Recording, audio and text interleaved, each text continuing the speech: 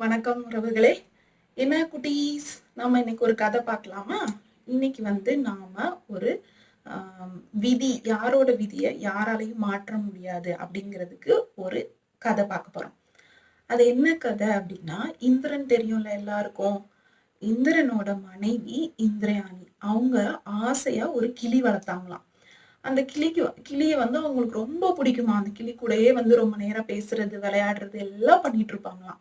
அப்ப ஒரு முனிவர் வந்தவர் சொன்னாராம், இந்த கிளியோட ஆயுள் முடிய போது, இந்த கிளி சீக்கிரமாவே இறந்து போயிடும் அப்படின்னு சொன்னாங்களாம். அப்போ அவங்களுக்கு ரொம்ப வருத்தம் ஆயிடுச்சாம்.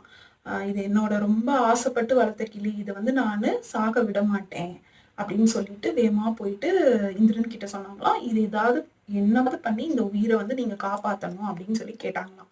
அப்ப இந்திரன் உடனே என்ன சொன்னாராம், பிரம்மன் கிட்ட போய் கேட்கலாம் அப்படின்னு சொல்லிட்டு பிரம்மன் கிட்ட போய் கேட்டாராம். இந்த மாதிரி இந்த கிளிக்கு சாகாத வரம் கொடுங்க அப்படின்னு சொன்னாராம். அப்ப பிரம்மா சொன்னாராம், படைக்கிறது மட்டும்தான் என்னோட தொழில். நம்ம விஷ்ணு கிட்ட போய் கேட்கலாம், வா நானும் வரேன்னு சொல்லிட்டு பிரம்மாவும் இந்திரனும் போய் விஷ்ணு கிட்ட கேட்டாங்களாம். விஷ்ணு சொன்னாராம், உலகத்துல இருக்கிறவங்களுக்கு என்ன கஷ்டம் வருதோ கஷ்டத்தை தீர்த்து வைக்கிறது தான் என்னோட கடமை. ஆனா அவங்களோட அழிவை தடுக்கிறது என்னோட கடமை கிடையாது. மகா சிவன் கிட்டதான் நம்ம கேட்கணும். அதனால சிவன் கிட்ட போய் நம்ம கேட்போம்னு சொல்லி பிரம்மா இந்திரன் எல்லாரும் போய் சிவன் கிட்ட, விஷ்ணுவும் சேர்ந்து போய் சிவன் கிட்ட கேட்டாங்களாம். சிவன் சொன்னாராம், அழிக்கிறது என்னோட கடமை தான், ஆனா அத நான் யமதர்மராஜன் கிட்ட கொடுத்துட்டேன்.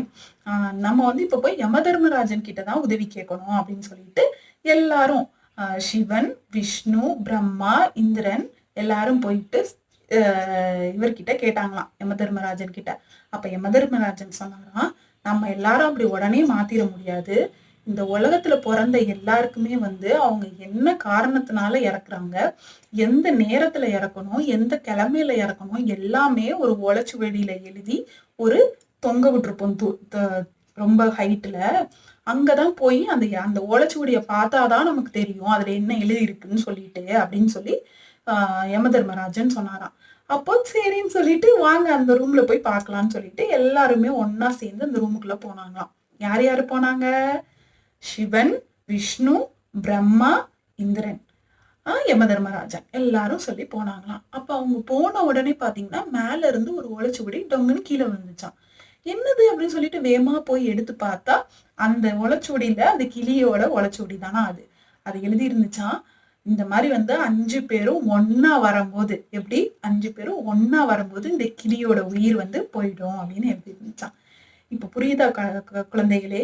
நம்மளோட விதி எப்போ என்ன நடக்கும்ங்கிறது நம்மளோட கையில கிடையவே கிடையாது. அதனால நம்ம இந்த பூமியில இருக்கிற வரைக்கும் நம்மளால அன்பை நம்ம எல்லாருக்கும் கொடுப்போம். நம்மளால யாரும் கஷ்டப்படக்கூடாது. நம்மளால முடிஞ்ச உதவியை எல்லாருக்கும் செய்யணும்.